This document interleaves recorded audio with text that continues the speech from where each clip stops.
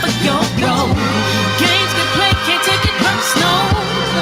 Cause the devil is a liar. I'm telling you the truth.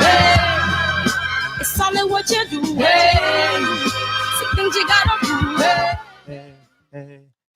Hey, Barbershop Conversations, man. Feel free to join my Patreon, man. Barbershop Conversations on Patreon, man.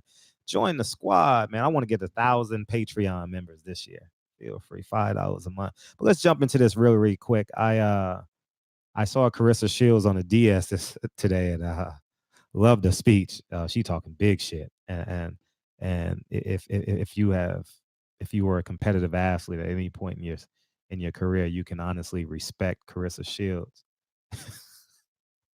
But before I talk about Jaron, Ennis, and Claressa Shields, turn this shit up. And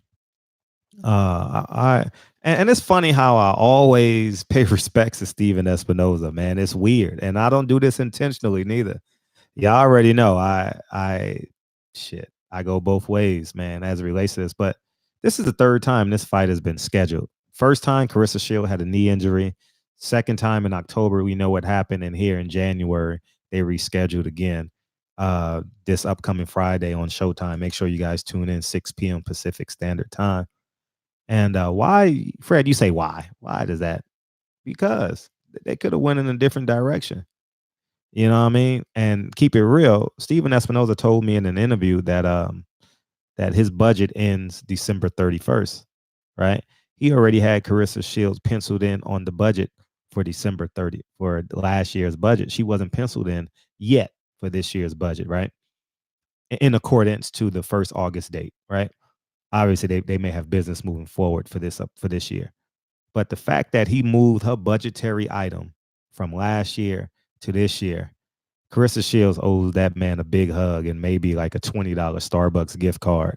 You know, I know you can't pay the man. He has an infinite amount of you know what I mean, he works for Showtime, so he can buy himself anything at the expense of Showtime.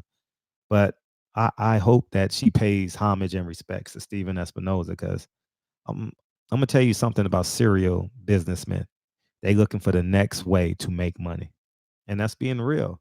You know what I mean? Maybe I don't know why, because maybe they have a deal with Amanda Nunes already in place. Maybe that makes sense, I don't know. I don't have the answer to that. But the fact that they scheduled this fight 3 times is amazing to me. We can talk about that on the men's side. You understand what I'm saying? It doesn't happen too often. People typically go in opposite directions. I can't think of anything off the top of my head, but people go in opposite directions when it gets rescheduled, because they got to fill that date in. Fighters got to get paid. Networks are under pressure, and it's just a beautiful thing. So again, I'm gonna say shout out to Steven Espinoza, man. Thank you for Atlanta last week. I had a great time in Atlanta, and I think it's very, very important if you have a media platform or outlet. Trust me, we're not going to like Steven Espinoza sometime down the line, right? It's just par for course, right? Because he's an executive and he has to make executive decisions on where should his finances go as it relates to Showtime. But right now, I mean, Atlanta, DMV, Houston, Dallas. Next thing you know, he's going to be in Virginia at the motherfucking naval base. Haha, Steven Espinoza, pull that off. Pull that off. Pull that off. Somewhere in between Hampton and Norfolk. Pull that shit off. Pull off a fight at Norfolk State. I'll buy you and I'll pay for an Uber or some shit. Uber Black, mind you, as cheap as I am. I know you have an expense account. You don't need me, but man, imagine if we had a fight in Norfolk. Damn. We got any fighters out of Norfolk? Man, that would have been a great. Lincoln just came home. He's going to the bathroom. So yeah, man. And so imagine the naval base, maybe around, I don't know if the Navy has a holiday or annual holiday. I think that would be a good market to like maybe see what happens in the Tidewater area. That could be next. You understand what I'm saying? So but yeah, as I digress, back in hey Lincoln. So as it relates to Carissa Shields, I love the way she's talking. I think she's gonna obliviate this woman. If I've never seen a woman fight, but if Christina Hammer was the best woman that can present a challenge to her, I don't see this fight. I wish she would have stopped Christina Hammer. She had every chance to stop Christina Hammer. I'm looking forward for it. This is going to be a good card. Napoleon, Alicia Napoleon. She's a great singer. She's very flashy. I like her. She trains at Gleason's gym. I'm looking forward to seeing her perform. Obviously, I'm looking forward to Jaron in his performance. And Carissa Shields says she gonna shut down the show. So I expect dominant performance out of the Blue Corners. Blue Corners is the lead corner, right? If I'm not mistaken. Um, and I'm excited to see what happens with Jaron Ennis all the year. Yeah, Stephen Espinoza, man. Shout out to you. Shout out to Carissa Shields, man. And you know what else I liked at the press conference too? Was oh man, what's his name? God, I always do this shit. Their announcer, not I'm about to say Brian Gumble, but you know who I'm talking about. How he was trying to keep a straight face because he knows all the cameras are on him when Carissa Shields is talking. You know what I mean? It was pretty dope. It was pretty. He's like, his eyes are moving like this. That was pretty fun. Why am I drawing a blank? He's a nice dude, real athletic dude, can fight too.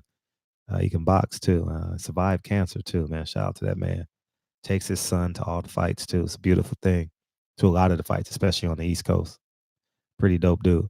You guys know who I'm talking about. I'm drawing a blank on his name. Why am I drawing a blank? I got to get this name, man. I got to see. Oh man, y'all know who the hell I'm talking about. His name is not in this article. Y'all know exactly who I'm talking about. So, anyways, man, Carissa Shield, dominant performance at 154. Amanda Nunez, and then you're going into your MMA career. I'll do a separate video about that. Ugh. Man, that's like telling an American football player to go play rugby and vice versa, So I definitely wish her well. She's exemplifying the greatest woman of all time. I love the fact that Carissa Shields is Carissa Shields, and she's coming into her own. We're literally watching her grow up right before our very eyes and grow into the woman that God ordained her to be. Yeah, man, I tell you, she's one of the few people on earth that can win a Nobel Peace Prize. I've said that a year ago. She's the most decorated fighter in the history of American boxing. 3-division unification, 2-time gold medalist. No one comes close to that. Not even your favorite fighter, pound for pound, best fighter in the world, Lomachenko. All right. And I hope that she says that on her DS, she's the greatest boxer of all time, accolades wise, you know what I mean? And so that she's the most decorated fighter in the history of boxing. And that's going to be a beautiful thing Friday night. Hopefully I can put Kennedy on my lap and she can watch her. And then 20 years from now, when Carissa Shields goes into the Hall of Fame, I can say, January 10th, 2020, I had you on my lap and we was watching Carissa Shields unified 154-pound division. Hopefully, So anyways, man, barbershop conversations, man. Feel free, hit the subscribe button, and talk to you guys real soon. Peace.